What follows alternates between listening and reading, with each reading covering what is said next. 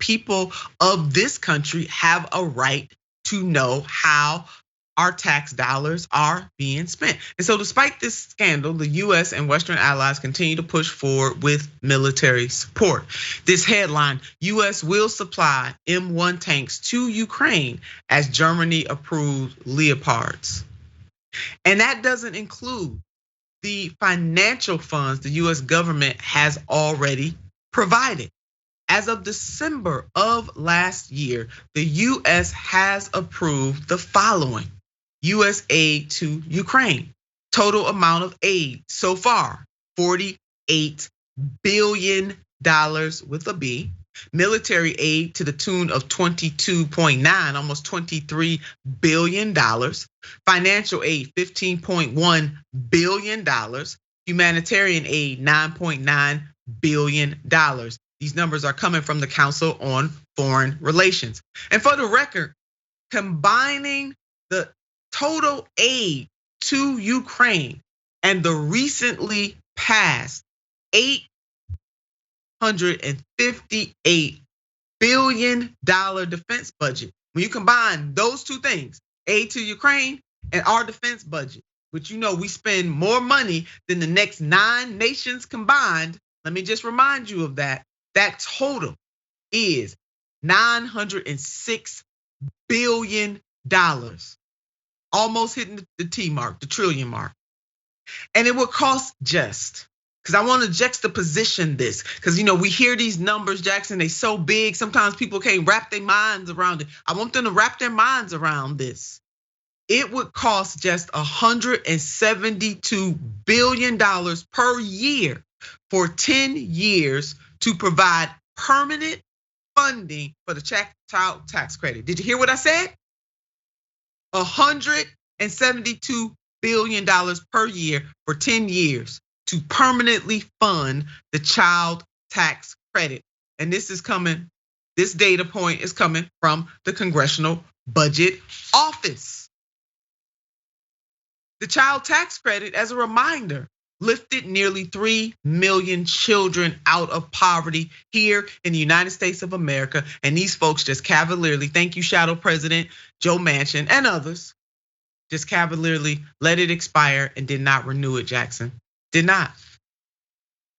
And I think, one of the things too, you can point out how much less it would cost to actually do some good, and how much less it would cost to actually, give the country more longevity structurally. But the issue is that the people in positions to do this look at things like that like charity, like it's like a waste. There's nothing, there's no profit or real gain on the other side of it. But giving money for war, there's all types of gain on it, if not the most gain that anybody can be involved with if you have that type of resource and that type of capital. But it's just embedded in our culture. We know we have enough money to fund this and that. But that's charity. That's people don't really deserve that. It's if you already have the means, then you deserve to make the decisions with it. So it's really just a culture of aristocracy. Yeah, very much so. And they don't bat an eye doing this at all. And corporate welfare, people don't bat an eye in, giving billions of dollars of our tax dollars to corporations over spans of time. I'm old enough to remember too big to fail when we were told that about the banks and they were bailed out and the American people were convinced that they were too big to fail and asked to make a sacrifice, of which we did. People in this country sacrifice time and time again.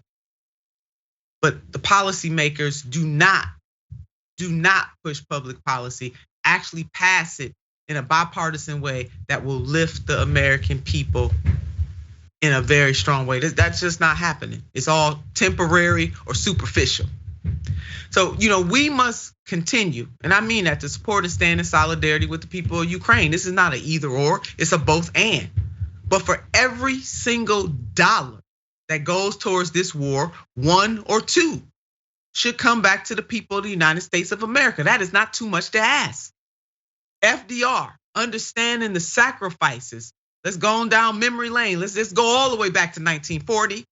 President FDR understanding the fatigue and the sacrifices of the American people during World War II, understood that it was important both to be a strong ally, pushing back on global fascism, but recognizing that once that war was over, it was time to pay back the American people for their sacrifices. And you know what he thought about and wrote about and talked about and pushed?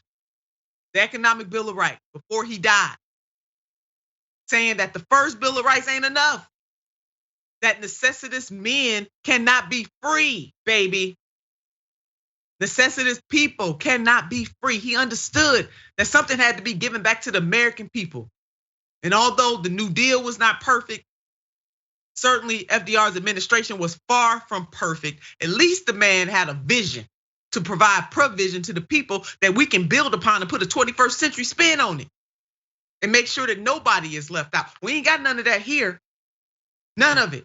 So we need to invest in our communities, invest in education, invest in healthcare for all, invest in job creation programs, invest in making sure that workers can strike without being messed over by these corporations. But hey, the last Congress and this current president, what they did to the rail workers, they letting corporations know, just go ahead and mess over your employees whenever you want to. Because that was the ultimate betrayal, what happened to the rail workers. And I will not stop talking about that, and neither should you. We should be taken to the streets like our sisters and brothers in France. I don't know what it's gonna take to get us in the streets and stop putting up with this foolishness. So we gotta invest in our present so that we're building a strong future. So let's put up what my stunt double had to say to close this segment out, because she had a lot to say about this. And I agree with her wholeheartedly, Jackson. I agree with my stunt double. She's rarely wrong. If we have money to send aid to Ukraine, we have money to send aid to the poor and working poor in this country. We can do both. It's not an either or.